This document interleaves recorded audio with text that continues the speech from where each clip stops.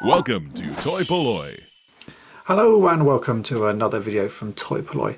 Now, I was recently contacted via my toy-polloi Facebook page by Ant Squires asking if I had ever tried to fix the Lone Ranger toys by Marx. These were produced in 1973, and I have to say I haven't. So Ant kindly sent me a couple of figures to see if I could restore them. So here in front of me I have the Lone Ranger on the right and Tonto on the left. He also sent me a bag with the bulk of the clothes for the Lone Ranger and a few bits for Tonto. But I think the main thing that he wants me to take a look at is trying to fix the figures, as apparently more often than not when you buy these Lone Ranger toys they are missing the hands or they have broken feet. So here, as you can see, the Lone Ranger is missing the hands. Now, I've had a look at this online. I've had a look at some other broken figures. Luckily, people have posted a few broken toys for sale currently on eBay, and it makes it quite clear how the hands and arms are constructed.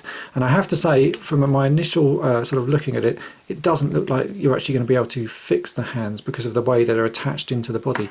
The arms are glued around the hands, and the hands have a sort of T-shaped peg that goes straight into the wrist there, and that's what snaps. So unfortunately these arms are actually pretty strongly glued together, and they're also made of a very brittle plastic. The same goes for the feet. The way these are attached, it's all glued into the body.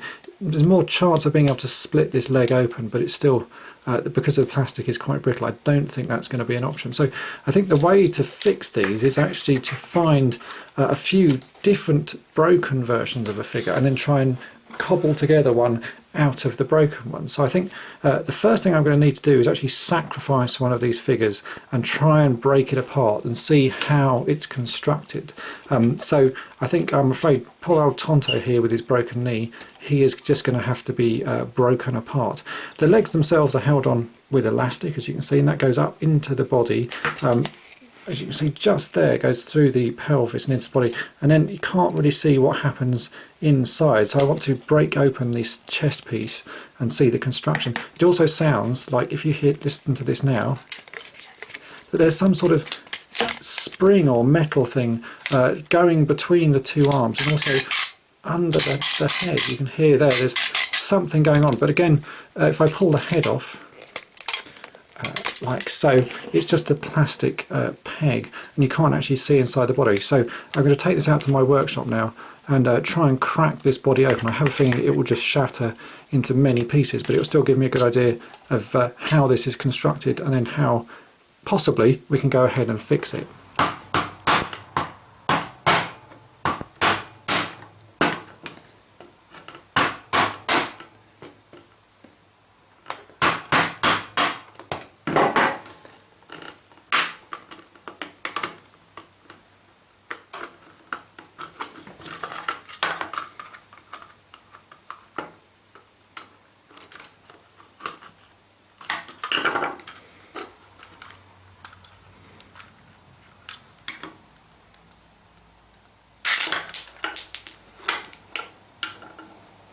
So as you can see, after a few sort of hefty whacks with a hammer and a screwdriver, I was able to crack this body open. I did damage the side of it, as you can see here, but these plastics actually not quite as brittle as I thought, so it may be that I can crack the body open on a future figure without doing the damage that I've done here. But anyway, this was a test just to see how this figure was constructed, because often you can't fix a figure without knowing how it was originally constructed. So now that I've managed to get this apart, we can have a look inside. So if I carefully prise the chest off this figure, so as we can see, the arms, as I'd guessed, are held together with a spring, and the head sort of peg rests on top of the spring. That's why it sounds like it's sort of rubbing on metal as you twist it. The arms are also sprung loaded to stay in place, so they do try and ping out quite a lot. So let's get rid of those to start with. The head peg just falls out, and then the legs are onto two bits of elastic, as you can see there. The elastic is then clasped into these sort of metal hoops, which are looped over a peg in the middle of the back section of the body, like so. If I just put that back in place, So they're just held on like that, and then the legs are sprung. So it's actually a fairly simple construction of a figure. The only problem being is getting it apart, as it is glued around the edge, and then you've got these fairly small bits of sort of plastic, which most of them actually came apart quite easily. The ones on the right hand side where I broke it initially have all snapped off. So I think for the next part of this restoration, I'm actually going to have to source some more of these dolls and try and find ones that are broken in different ways. If I can find one that has unbroken hands and another one that has unbroken legs, I should be able to combine the two to make one perfect one. So for the moment, that's the end of this video. Often with these restoration projects, when I start something that I've never done before, there's quite a lot of sort of learning that needs to go on.